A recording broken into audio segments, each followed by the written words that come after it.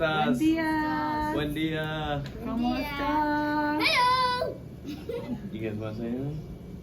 We miss ya. We miss you. You. All right. All right, so we are back. Hasta luego. Yes, hasta luego. Hasta luego. All right. We are back with a update. We started off our last video saying we will make sure. Go, you can go. You can go play. Thank you. We started off our last video saying we were going to do this monthly, and 3 months have gone by since that. So we are serious this time. Yeah. We're going to try to do monthly. Yeah. Things have just been a little bit crazy. But we wanted to do this video update. We feel like this is just a good way of kind of sharing a little bit more than just the photos and just some of the quick captions. So we're going to do March, April, May, go through it. So in March, it was really fun. I got to facilitate my first short-term mission team. We went to a community about 5 or 6 hours south of Santiago. So Katie and the boys were without me For the first time. here, and everything went well. There were some challenges, Praise God. but everything went well. And I feel like the Lord just used that trip to remind me of how powerful short-term mission trips really are, and what a privilege it is to be able to pour into these team members, these individuals, and just encourage them. And Katie and I very much see the teams that come down as a big part of our ministry here. So it was really cool for that reason.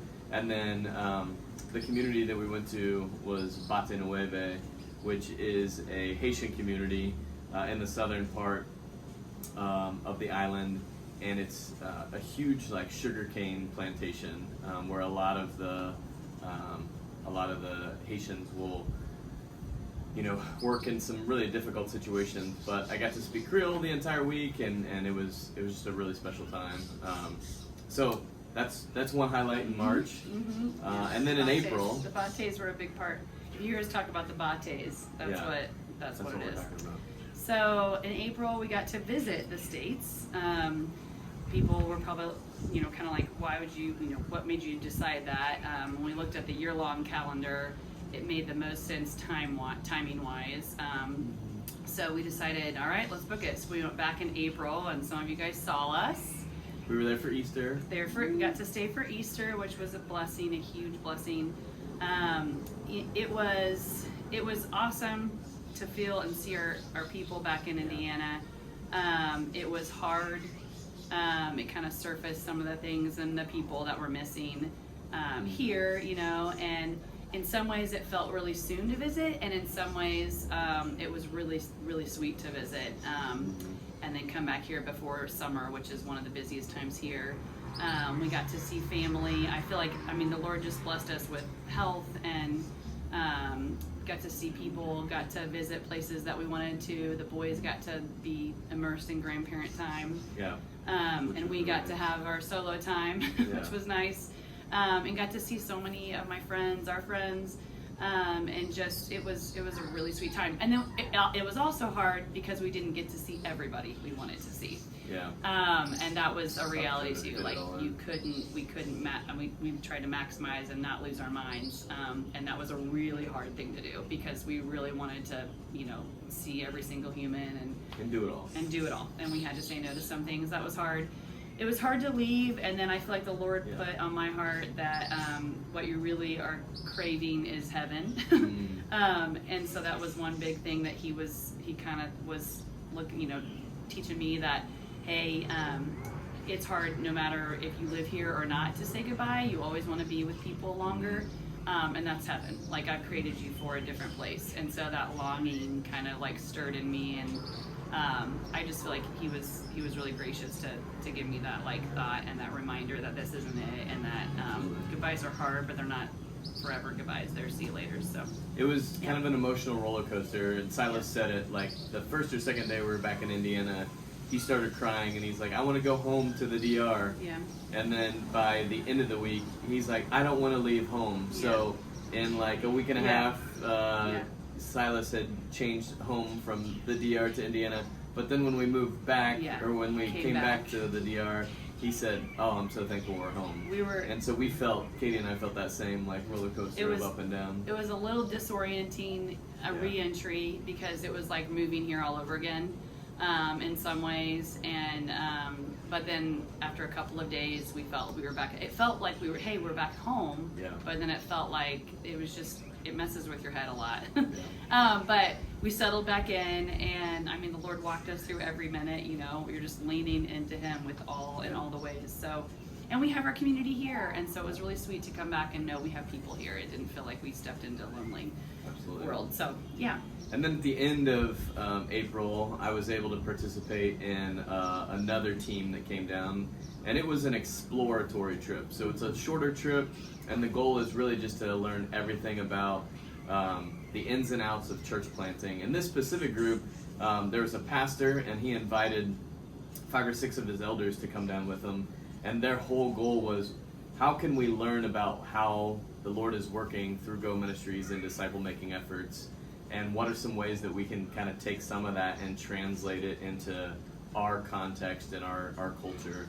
And so we had great conversations about, the way that we have seen the Lord work in starting churches and new communities here in the DR, but then, what are some of those, principles, techniques that would transfer back to the States, and had a really interesting conversation with one of the elders, and my mind always kind of goes back to, how the U.S. handles small groups and the American church handles small groups is one way to think about, how can we multiply some of those efforts.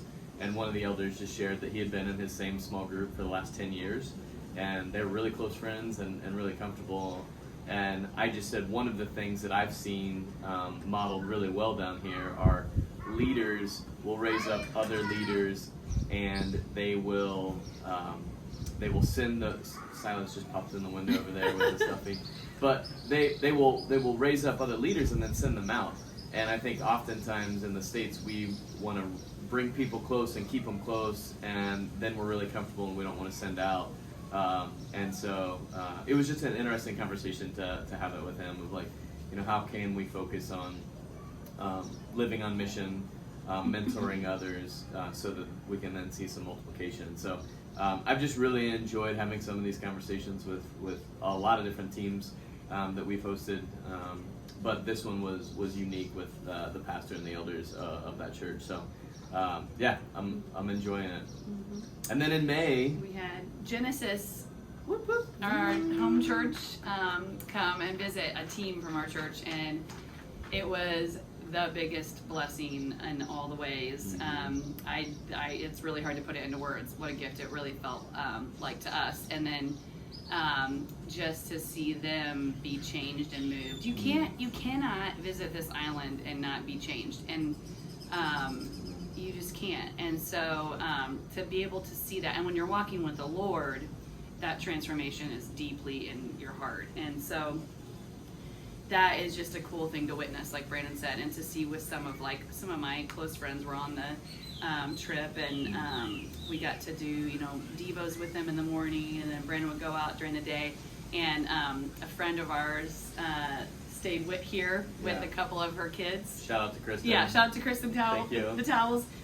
So Dan Towell, if you know our community, led the team down here, and Kristen, his wife, came down and said she just wanted to serve me and our allowed family. Katie to participate in some of the activities. And then they brought their 2 kids, which was a huge gift to our boys. Yeah. So it was such a gift. I can't really put it into words. Just it was a gift. And then I got to lead, or I got to sing and do some worship time with the team too. Which, if you know my heart, for worship music specifically is deep. And so I think one of the cool things that we talked about was a lot of these people, like Katie said, were close friends of ours. Yeah. And we've either known them forever. Or she had sent Marco Polos and text messages and described everything. So a lot of them had like this mental image, but they were actually able to come down and see it. Yeah. So when we tell people, hey, we're stuck in traffic, like they get it. They've seen the traffic. They get to see our house. All the scents, the smells, the sounds, every touching aspect things, of it. the taste of food, So we just felt seen. It was really cool just to invite people into our world and say, look at this. And then, like Katie said, there's just so much that happens on a short-term mission trip, and specifically how intentional Go is with the devotional time in the morning and pouring into them. And the amount of time that you spend with a team, is 24/7 almost the entire time that they're here. And I feel like in a week, 6 or 7 days, you see growth and transformation in people. Because the Lord is working in their life, because they're out of their comfort zone, they're being challenged, they're being grown, they're intentionally seeking Him.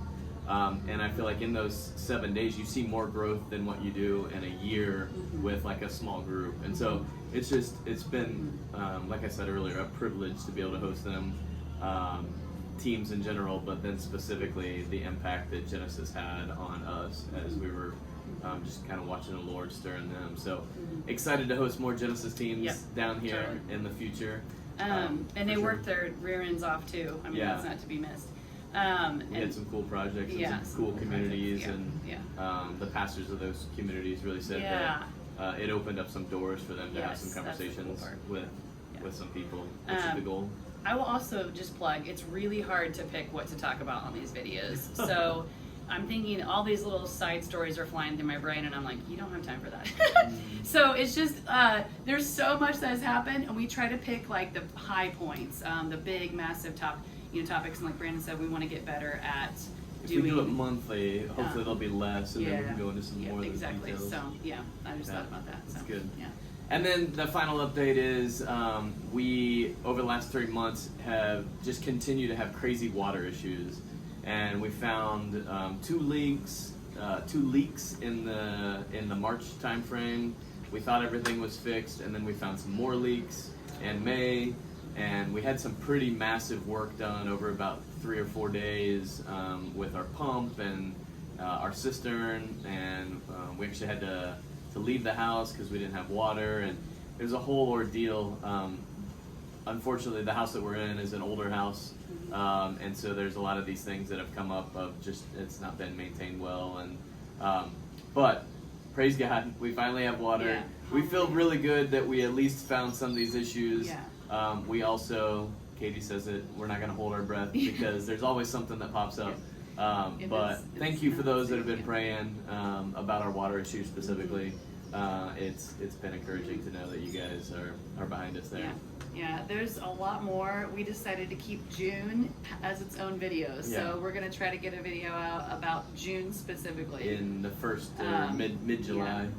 We got to, a couple other things, we got to visit a couple of the boys' friends from soccer, their houses, really cool and their families, and that was cool to be in the community in that way. The boys' soccer ended, and they're starting basketball this month, so yeah, they're doing well. And meeting new people, and actually this afternoon we're going to a birthday party of one of their friends here. So part of the homeschool group. That's been a blessing. Yeah. So. Yeah. Well, that's our March, April, May update. We love you guys. Thank you for all your prayers. Thanks for listening. Thank you for praying. Yes, absolutely. All right. All right. Until next time. All right. Hasta luego.